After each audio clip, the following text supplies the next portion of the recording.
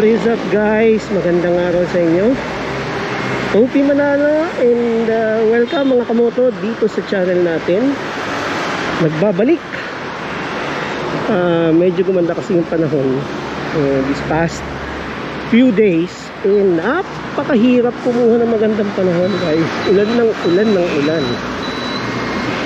Kaya naman ngayong umaraw ng konti I took the opportunity na lumabas. Ayan, nagpagas muna tayo rito sa Uni Oil. Promote pa ng Uni Oil actually meron kasing promo si Uni Oil ngayon na 7 pesos off per liter basta meron pang East-West credit card na Visa. So sayang na 7 pesos lalo pa ang mahal ng gasolina ngayon. So yan, ano gawin natin ngayon? Ang haling tapat nasa labas ako. So, actually last time kasi diba nakita nyo naman na we already have our plate. Meron natin yung plate natin sa Motostrada. Shout out pala sa Motostrada Caloocan, ang bilis ko yung process.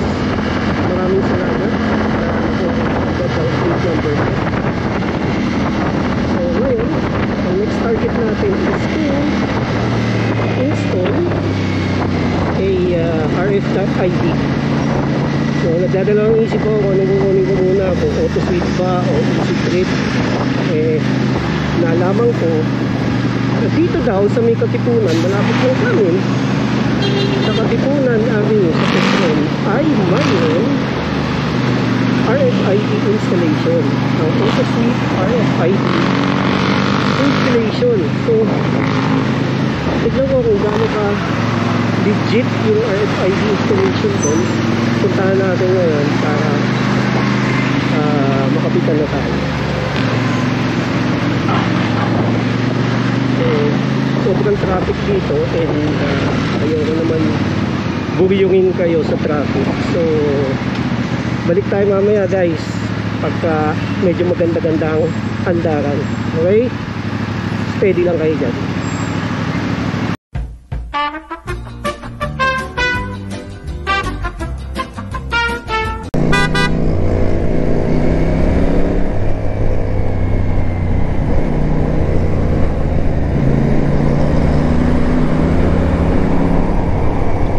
Guys, medyo maganda-ganda ng konti ang takbo ng trapiko ngayon. Nakalagpas tayo dun sa may Santa Lucia area and di ko alam kung bakit nagkakasiksikan dun. Eto, malapit na tayo sa Katipunan. Dito tayo sa may station ng Santolan. So malapit na tayo guys.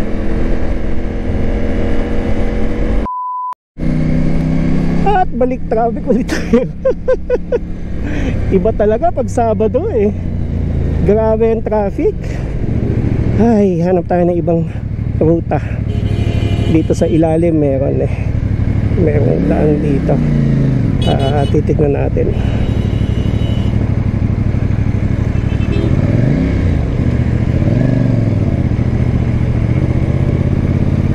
Titignan natin kung may daan dito. Bawal ang motorsiklo sa bike lane.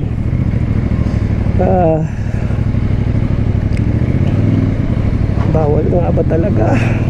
Bawal daw dito na lang tayo. Bakit yung siguya nasa bike lane? Alam nyo guys, ang gulo niyan yung bike lane law natin, no? And you can chime in with me on this.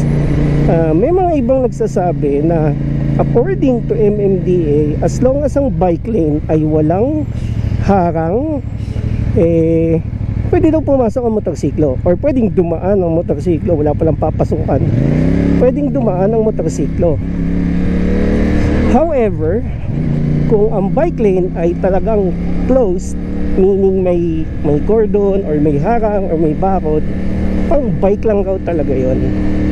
So I don't know, nakakalito. Titignan natin kung ano talaga ba ang batas pagdating sa bike lane. Mag-search tayo, check kung ano ang ruling when it comes to bike lanes and motorcycles.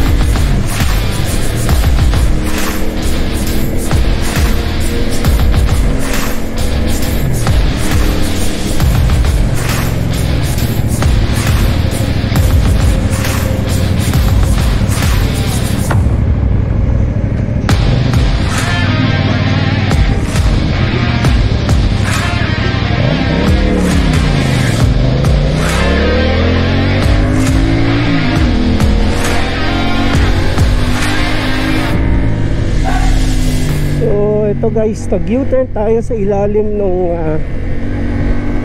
flyover ng Katipunan Aurora, and I have to admit, medyo nalilito ako What? Kasi ang pagkakaalam ko na Katipunan Petron na installation ay yung nasa may Miriam, malapit sa Miriam, sa Ateneo. According dito kay Waze, hindi daw dun, at ibang Petron yata ang pupuntahan ko.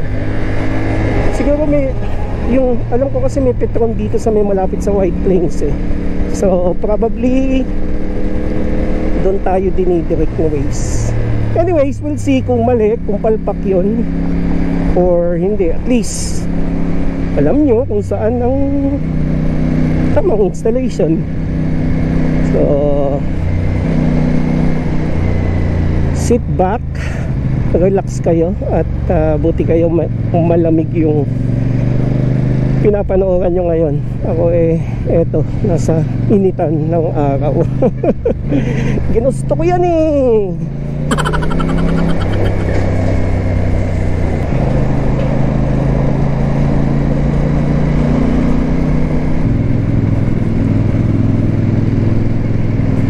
Ito guys, dito ko ngayon tinuturo. So I think, well, Petron to. Ayun, nakita nyo sa kanto ng Boni Serrano at Katipunan. So tingnan natin kung dito nga, pasok natin.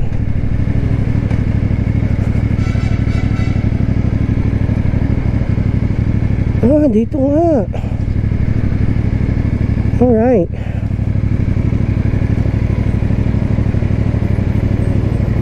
Ayan okay, parada lang tayo para ma-installan.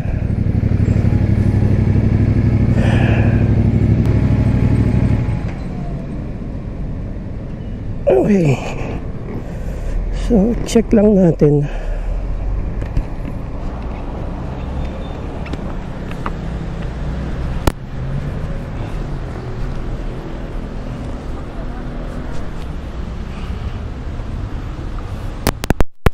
Hi ma'am, magpapa-install po ng RFID. Ilang size yan, sir? 450. Meron po ako ng RFID. Okay.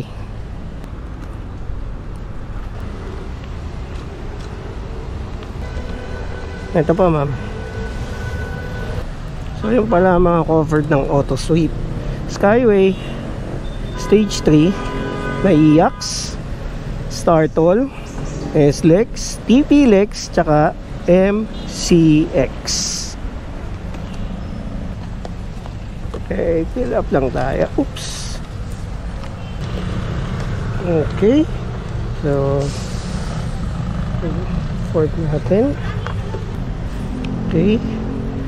So, load na natin ang initial 1,000 dahil you'll never know kung kailan gagamitin yung sasakyan.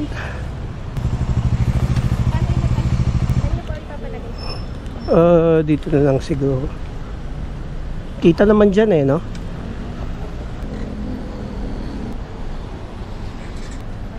Okay na. Sige, thank you po ate. Yun. So, ayan. Meron na tayong ID. And then at the same time, yung RFID natin, nandyan na rin. And, yun. Goods na yan. Ganda rin pala. Itsura talaga ng Dominar, no? Parang hindi naman ganun kataasan. Nice. Okay guys, so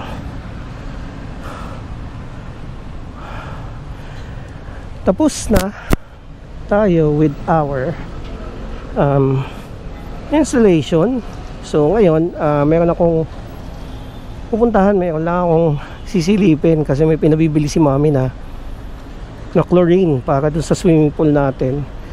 And dun yun sa may sa may Paranaque ata o Las Piñas. Sabi ko ang pangalan ng store ay Aquatex.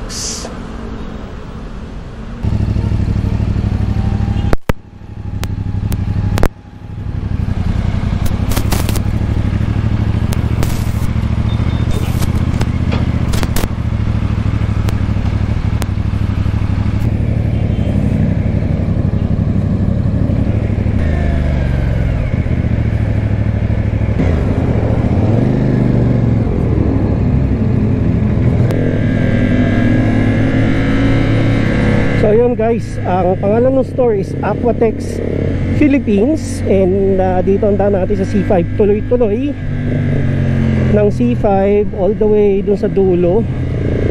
Hindi tayo lalabas ng SLEX, aakyat tayo sa ramp going to, I forgot that's location, pero ito yung link eh, C5 link. Yun, yung C5 link ang pupuntahan natin. Alam ko libre pa ngayon yun eh.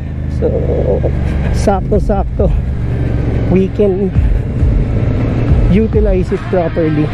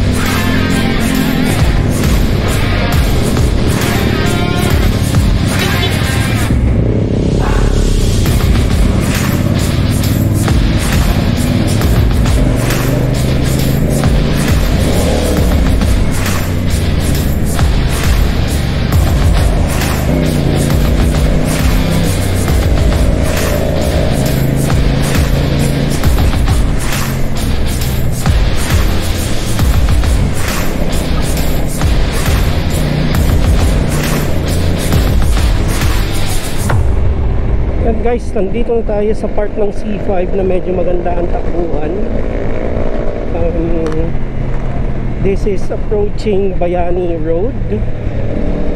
And okay naman, maganda naman. Although dun sa may McKinley area medyo nagbi-build up kanina ng traffic, pero manageable. So here we are going at a pretty much acceptable speed.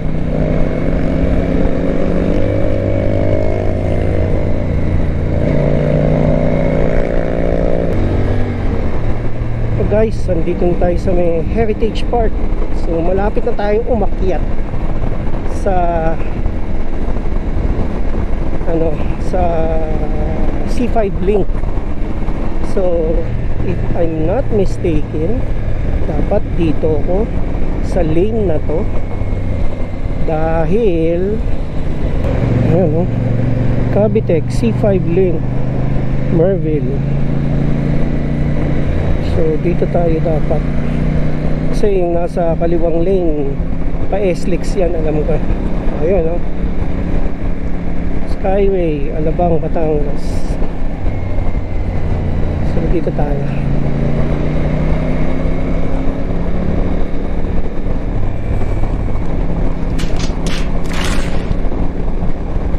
Kamote ko, dumaan ako sa linya. Sorry na po. Gunggong! Barinig kita sa mukha eh! Okay lang, walang nakakita sa akin nun. Cavitex C5 link. Okay. Uy! May installation din pala ng RFID rito. Tama nga tayo.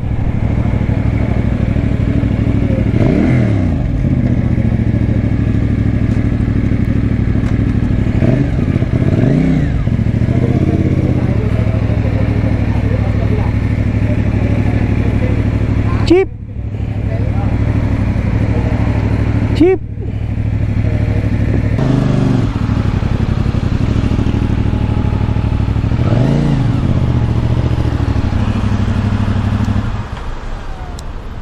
Install kaya na rin tayo para one time big time na.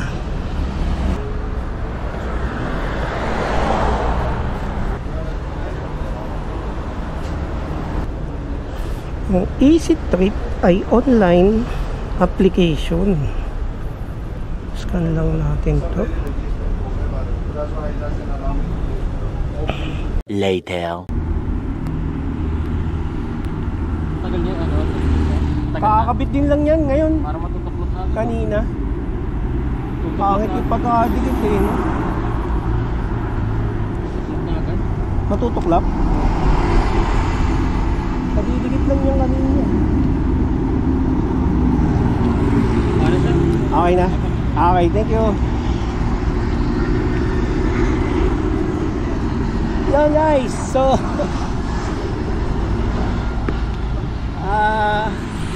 nakabitan na tayo ng Auto Sweep tsaka Easy Trip, no? Na 2-in-1. Wala akong plano ngayon magkabit eh.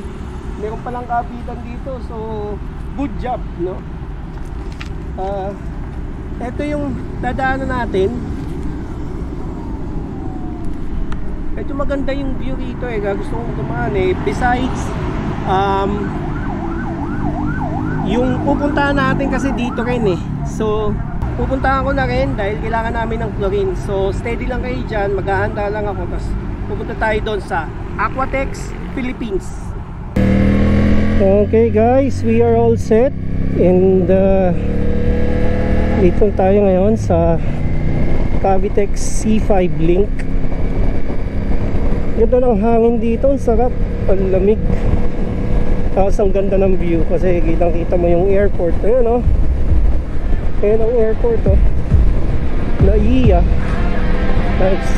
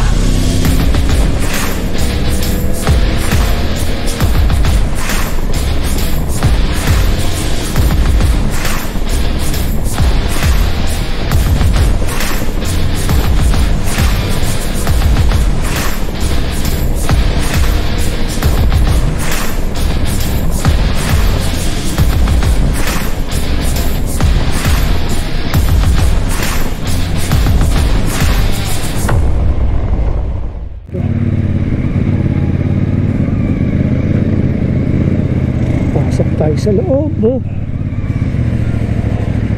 Talagang moonwalk dito. Parang crater.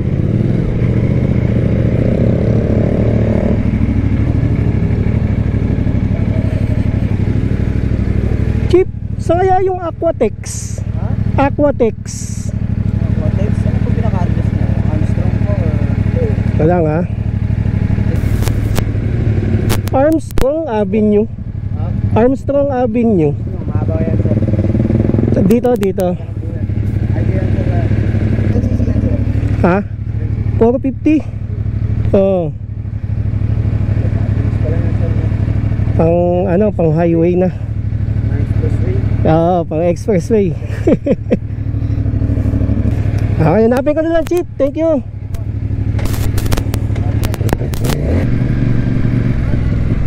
Ito Aquatex Philippines. So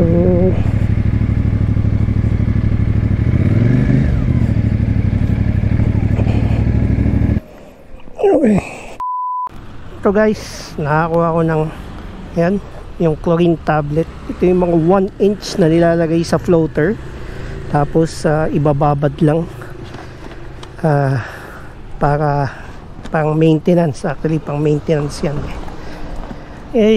so tapos na tayo dito sa Aquatex. And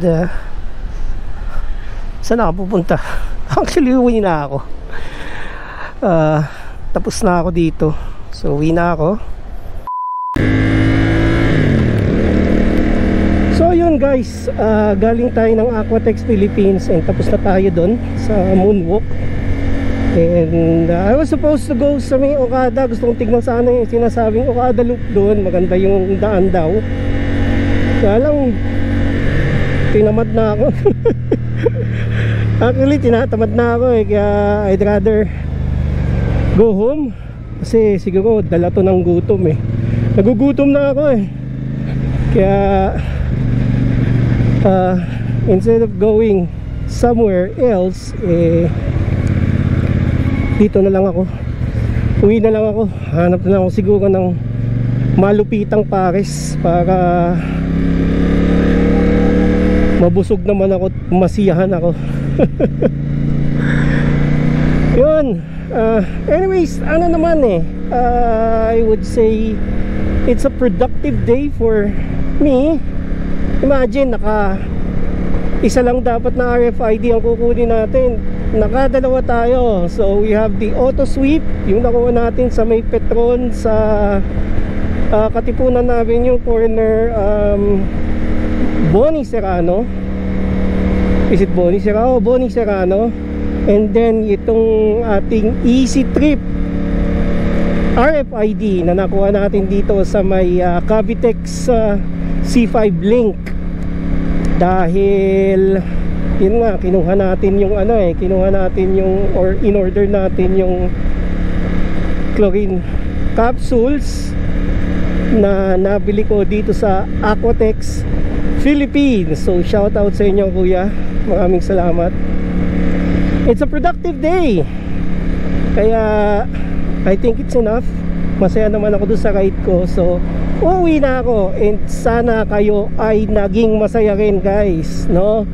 Hit the like button kung nagustuhan nyo yung rides natin today.